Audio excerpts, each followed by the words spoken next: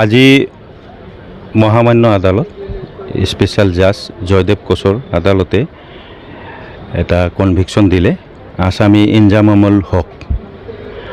এইটো কেছটো Kokrajhar PS case number 33/22 special case number 10/22।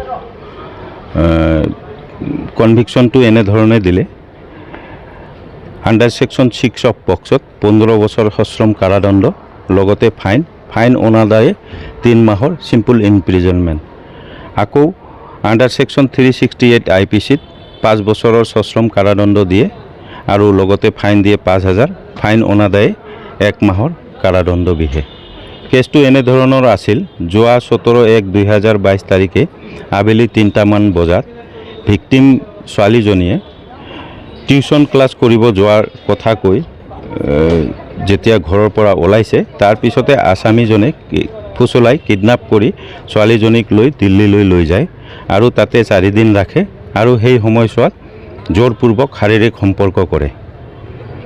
তাৰ পিছত পুলিচে উদ্ধাৰ কৰাতে কেছটো চাৰ্জশ্বিট দিয়ে আৰু আজি আদালতে এইটো ৰায় প্ৰদান কৰে। ধন্যবাদ।